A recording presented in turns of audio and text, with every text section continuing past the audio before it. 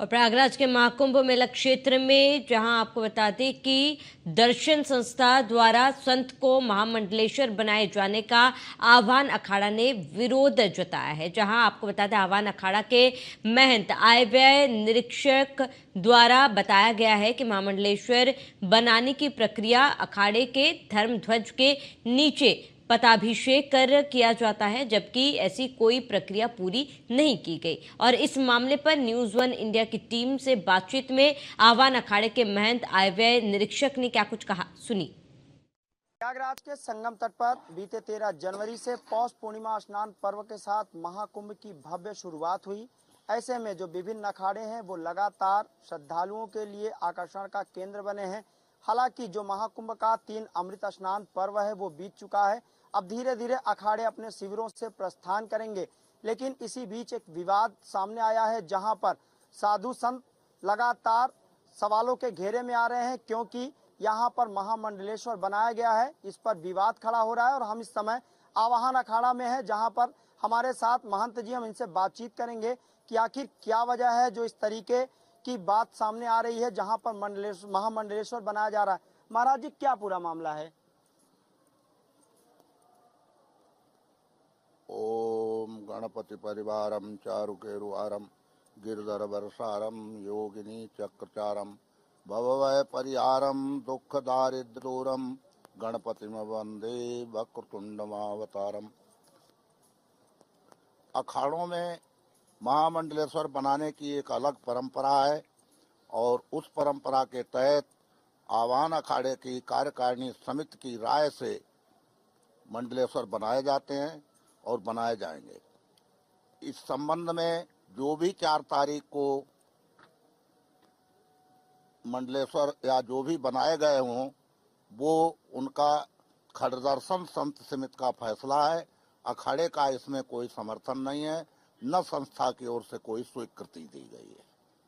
उन्होंने खड़दर्शन साधु समाज की ओर से जिसे भी कुछ किया हो, उसका अखाड़ा न साक्षी है न समर्थन है। अखाड़े की ओर से कोई राय भी नहीं है। इस संबंध में हम उस कार्य के लिए सहमत नहीं है, न उनको मान्यता अखाड़े की तरफ से दी जाएगी।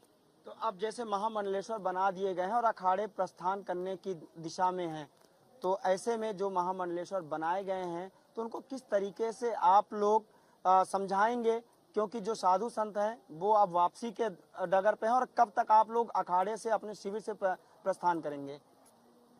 अखाड़े की केंद्रीय समिति के द्वारा ये निर्णय नहीं लिया गया है।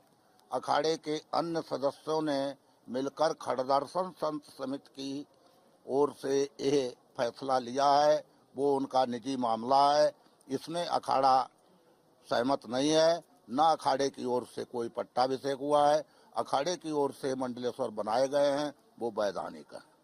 महाराज जी, जब महामंडलेश्वर बनाने की जो प्रक्रिया है, जैसा हमने अभी तक देखा है कि धर्म ध्वजा के नीचे पट्टाभिषेक किया जाता है, विधि विधान से पूरी प्रक्रियाएं पूरी की जाती हैं, तो क्या इस तरीके की प्रक्रिया नहीं पूरी की गई?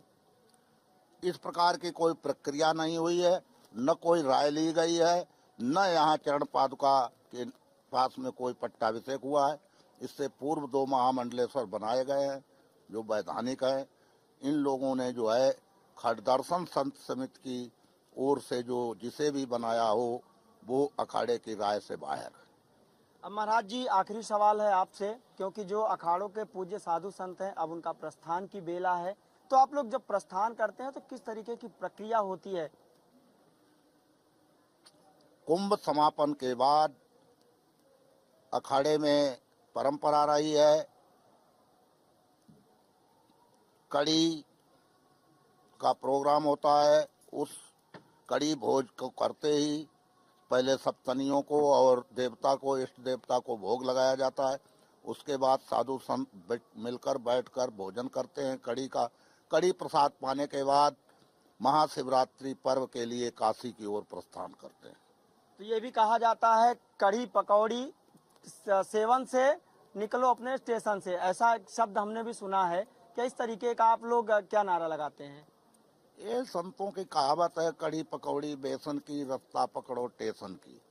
टेशन की रास्ता पकड़ो या कहीं से भी पकड़ो, जो अखाड़े के संत हैं और अखाड़े से ज़्यादा मतलब रखते हैं वो लोग सब काशी महाशिवरात्रि पर्व के लिए जाएंगे।